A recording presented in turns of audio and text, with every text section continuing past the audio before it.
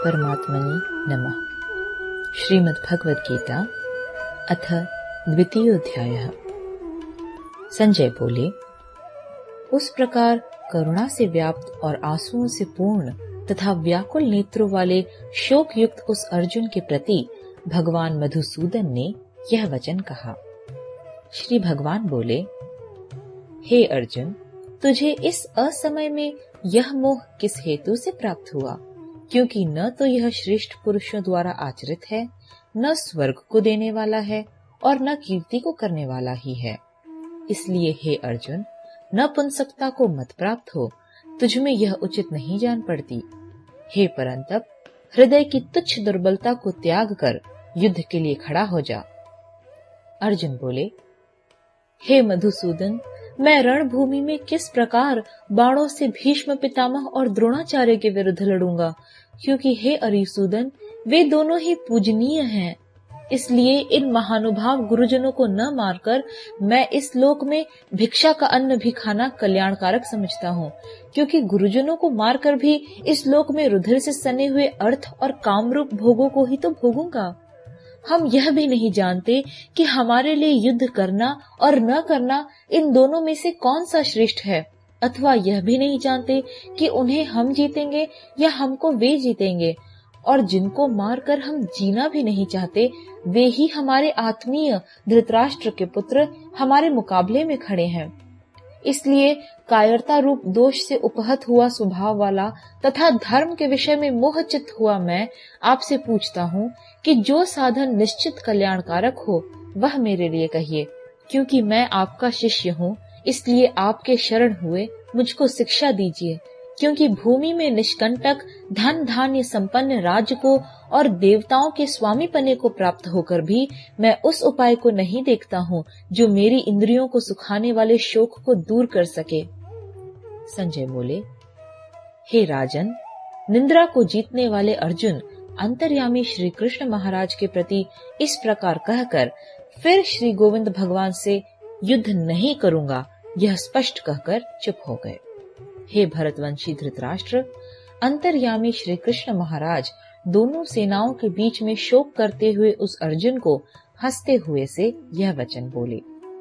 श्री भगवान बोले, हे अर्जुन, तू न शोक करने योग्य मनुष्यों के लिए शोक करता है और पंडितों के से वचनों को कहता है, परंतु जिनके प्राण चले गए हैं उनके लिए और जिनके प्राण नहीं गए हैं उनके लिए भी पंडित जन शोक नहीं करते। न तो ऐसा ही है कि मैं किसी काल में नहीं था, तू नहीं था, अथवा ये राजा लोग नहीं थे, और न ऐसा ही है कि इससे आगे हम सब नहीं रहेंगे। जैसे जीवात्मा की इस देह में बालकपन, जवानी और वृद्धावस्था होती है, वैसे ही अन्य शरीर की प्राप्ति होती है। उस विषय में धीर पुरुष मोहित नहीं होता। हे कुंती पुत्र, सर्दी गर्मी और सुख दुख को देने वाले इंद्रियों और विषयों के संयोग तो उत्पत्ति विनाशशील और अनित्य हैं। इसलिए हे भारत, उनको तो सहन कर।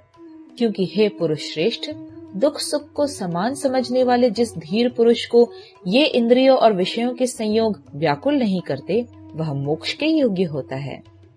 असत वस्तु की तो सत्ता नहीं है और सत का अभाव नहीं है। इस प्रकार इन दोनों का ही तत्वज्ञानी पुरुषों द्वारा देखा गया है। नाश रहित तो तू उसको जान जिससे यह संपूर्ण जगत दृश्य वर्ग व्याप्त है। उस अविनाशी का विनाश करने में कोई भी समर्थ नहीं है। इस नाश रहित अप्रमेय नित्य स्वरूप जीवात्मा के ये सब शरीर नाशवान कहे गए हैं। इसलिए हे भरतवंशी अर्जुन, तू युद्ध कर। जो इस आत्मा को मारने वाला समझता है तथा जो इसको मरा मानता है, वे दोनों ही नहीं जानते। क्योंकि यह आत्मा वास्तव में न तो किसी को मारता है और न किसी के द्वारा मारा जाता है। यह आत्मा किसी काल में भी न तो जन्मता है और न मरता ही है, तथा न यह उत्पन्न होकर फिर होने वाला ही है। क्योंकि यह अजन्मा, नित्य, सनातन और पुरातन है। शरीर के मारे जाने पर भी यह नहीं मारा जाता। हे प्रथापुत्र अर्जुन, जो पुरुष इस आत्मा को नाश रहित, नित्य, अजन्मा और अव्यय जानता है, वह पुरुष कैसे किसी को मरवाता है और कैसे किसको मारता है? जैसे मनुष्य पुराने वस्त्रों को त्याग कर दूसरे नए वस्त्रों को ग्रहण करता है, वैसे ही जीवात्मा पुराने शरीरों को त्याग कर दूसरे नए शरीरों को प्राप्त होता है। इस आत्मा को शस्त्र नहीं काट सकते, इसको आग नहीं जला सकती, इसको जल नहीं गला सकता और वायु नहीं सुखा सकता, क्योंकि यह आत्मा अछेद्य है, यह आत्मा अदाह्य है, अक्लेद्य है और निस्संदेह अशोष्य है, तथा यह आत्मा नित्य, सर्वव्यापी, अचल, स्थिर रहने वाला और सनातन है। यह आत्मा अव्यक्त है, यह आत्मा अचिंत्य है और यह आत्मा विकार रहित कहा जाता है। इससे हे अर्जुन, इस आत्मा को उपर्युक्त प्रकार से जानकर तू शोक करने को योग्य नहीं है, अर्थात तुझे शोक करना उचित नहीं है। किंतु यदि तू इस आत्मा को सदा जन्मने वाला तथा सदा मरने वाला मानता हो, तो भी हे महाबाहो, तू इस प्रकार शोक करने को योग्य नहीं है, क्योंकि इस मान्यता के अनुसार जन्मे हुए की मृत्यु निश्चित है और मरे हुए का जन्म निश्चित है। इससे भी इस बिना उपाय वाले विषय में तू शोक करने को योग्य नहीं है। हे अर्जुन, संपूर्ण प्राणी जन्म से पहले अप्रकट थे और मरने के बाद भी अप्रकट हो जाने वाले हैं, केवल बीच में ही प्रकट हैं। फिर ऐसी स्थिति में क्या शोक करना है? कोई एक महापुरुष ही इस आत्मा को आश्चर्य की भांति देखता है और वैसे ही कोई दूसरा महापुरुष ही इसके तत्व का आश्चर्य की भांति वर्णन करता है, तथा दूसरा कोई अधिकारी पुरुष ही इसे आश्चर्य की भांति सुनता है और कोई कोई तो सुनकर भी इसको नहीं जानता। हे अर्जुन, यह आत्मा सबके शरीरों में सदा ही अवध्य है। इस कारण संपूर्ण प्राणियों के लिए तू शोक करने के योग्य नहीं है, तथा अपने धर्म को देखकर भी तू भय करने योग्य नहीं है, अर्थात तुझे भय नहीं करना चाहिए, क्योंकि क्षत्रिय के लिए धर्म युक्त युद्ध से बढ़कर दूसरा कोई कल्याणकारी कर्तव्य नहीं है। हे पार्थ, अपने आप प्राप्त हुए और खुले हुए स्वर्ग के द्वार रूप इस प्रकार के युद्ध को भाग्यवान क्षत्रिय लोग ही पाते हैं। किंतु यदि तू इस धर्म युक्त युद्ध को नहीं करेगा, तो स्वधर्म और कीर्ति को खोकर पाप को प्राप्त होगा, तथा सब लोग तेरी बहुत काल तक रहने वाली अपकीर्ति का भी कथन करेंगे, और माननीय पुरुष के लिए अपकीर्ति मरण से भी बढ़कर है। और जिनकी दृष्टि में तू पहले बहुत सम्मानित होकर अब लघुता को प्राप्त होगा, वे महारथी लोग तुझे भय के कारण युद्ध से हटा हुआ मानेंगे। तेरे वैरी लोग तेरे सामर्थ्य की निंदा करते हुए तुझे बहुत से न कहने योग्य वचन भी कहेंगे। उससे अधिक दुख और क्या होगा? या तो तू युद्ध में मारा जाकर स्वर्ग को प्राप्त होगा, अथवा संग्राम में जीतकर पृथ्वी का राज्य भोगेगा। इस कारण हे अर्जुन, तू युद्ध के लिए निश्चय करके खड़ा हो जा। जय पराजय, लाभ हानि और सुख दुख को समान समझकर उसके बाद युद्ध के लिए तैयार हो जा। इस प्रकार युद्ध करने से तू पाप को नहीं प्राप्त होगा। हे पार्थ, यह बुद्धि तेरे लिए ज्ञान योग के विषय में कही गई, और अब तू इसको कर्म योग के विषय में सुन। जिस बुद्धि से युक्त हुआ, तू कर्मों के बंधन को भली भांति त्याग देगा, अर्थात सर्वथा नष्ट कर डालेगा। इस कर्म योग में आरंभ का अर्थात बीज का नाश नहीं है और उल्टा फल रूप दोष भी नहीं है, बल्कि इस कर्म योग रूप धर्म का थोड़ा सा भी साधन जन्म मृत्यु रूप महान भय से रक्षा कर लेता है। हे अर्जुन, इस कर्म योग में निश्चयात्मिका बुद्धि एक ही होती है, किंतु अस्थिर विचार वाले विवेकहीन सकाम मनुष्यों की बुद्धियां निश्चय ही बहुत भेदों वाली और अनंत होती हैं। हे अर्जुन, जो भोगों में तन्मय हो रहे हैं, जो कर्म फल के प्रशंसक वेद वाक्यों में ही प्रीति रखते हैं, जिनकी बुद्धि में स्वर्ग ही परम प्राप्य वस्तु है और जो स्वर्ग से बढ़कर दूसरी कोई वस्तु ही नहीं है, ऐसा कहने वाले हैं, वे अविवेकी जन इस प्रकार की जिस पुष्पित अर्थात दिखाऊ शोभा युक्त वाणी को कहा करते हैं, जो कि जन्म रूप कर्म फल देने वाली एवं भोग तथा ऐश्वर्य की प्राप्ति के लिए नाना प्रकार की बहुत सी क्रियाओं का वर्णन करने वाली है, उस वाणी द्वारा जिनका चित्त हर लिया गया है, जो भोग और ऐश्वर्य में अत्यंत आसक्त हैं, उन पुरुषों की परमात्मा में निश्चयात्मिका बुद्धि नहीं होती। हे अर्जुन, वेद उपयुक्त प्रकार से तीनों गुणों के कार्य रूप समस्त भोगों एवं उनके साधनों का प्रतिपादन करने वाले हैं। इसलिए तू उन भोगों एवं उनके साधनों में आसक्तिहीन, हर्ष शोकादि द्वंद्वों से रहित, नित्य वस्तु परमात्मा में स्थित, योग क्षेम को न चाहने वाला और स्वाधीन अंतःकरण वाला हो। सब ओर से परिपूर्ण जलाशय के प्राप्त हो जाने पर छोटे जलाशय में मनुष्य का जितना प्रयोजन रहता है, ब्रह्म को तत्व से जानने वाले ब्राह्मण का समस्त वेदों में उतना ही प्रयोजन रह जाता है।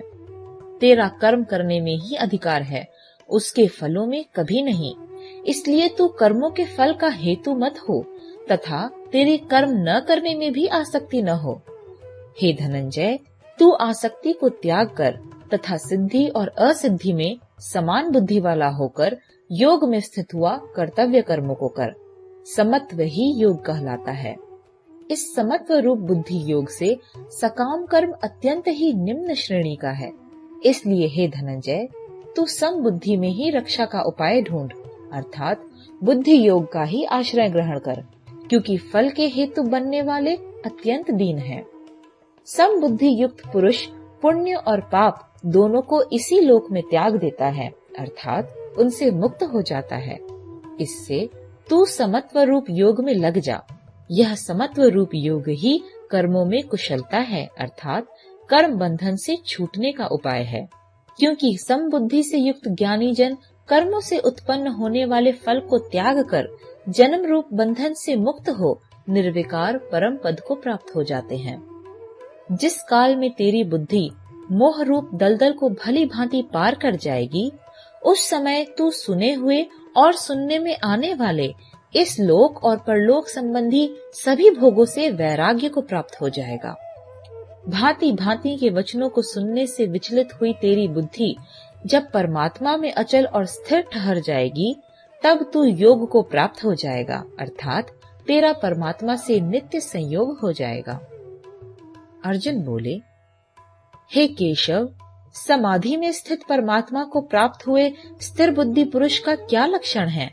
वह स्थिर बुद्धि पुरुष कैसे बोलता है, कैसे बैठता है और कैसे चलता है? श्री भगवान बोले, हे अर्जुन, जिस काल में यह पुरुष मन में स्थित संपूर्ण कामनाओं को भली भांति त्याग देता है और आत्मा से आत्मा में ही संतुष्ट रहता है, उस काल में वह स्थित प्रज्ञ कहा जाता है।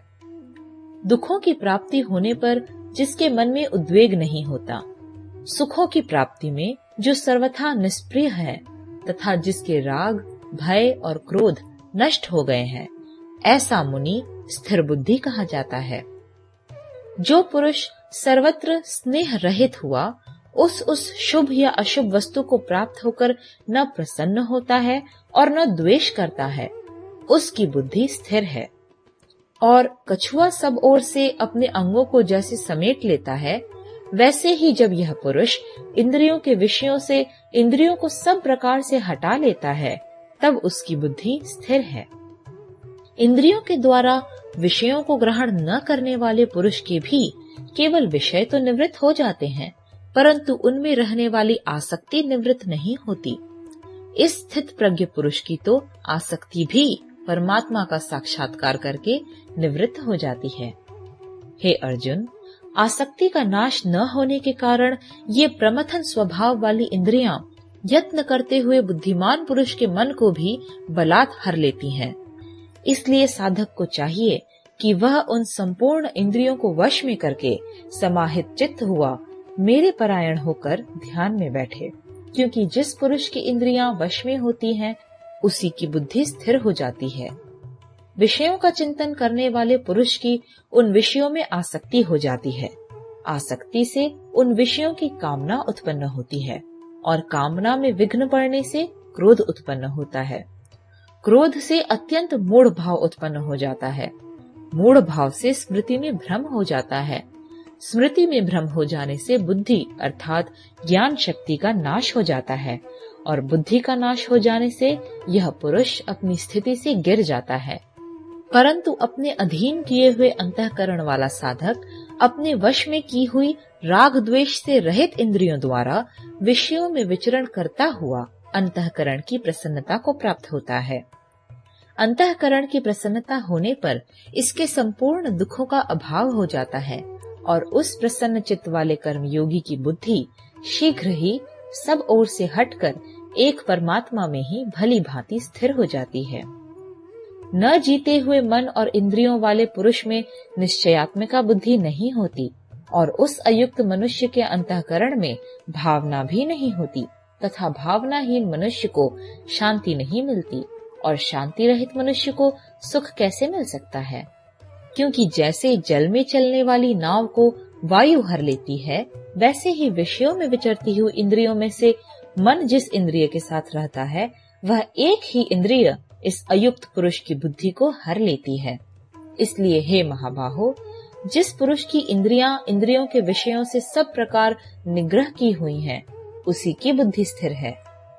संपूर्ण प्राणियों के लिए जो रात्रि के समान है, उस नित्य ज्ञान स्वरूप परमानंद की प्राप्ति में स्थित प्रज्ञ योगी जागता है और जिस नाशवान सांसारिक सुख की प्राप्ति में सब प्राणी जागते हैं, परमात्मा के तत्व को जानने वाले मुनि के लिए वह रात्रि के समान है।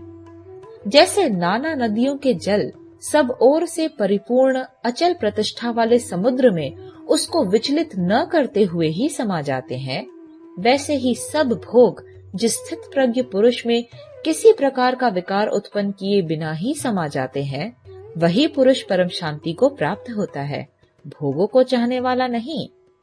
जो पुरुष संपूर्ण कामनाओं को त्याग कर ममता रहित, अहंकार रहित और स्पृहा रहित हुआ विचरता है, वही शांति को प्राप्त होता है, अर्थात वह शांति को प्राप्त है।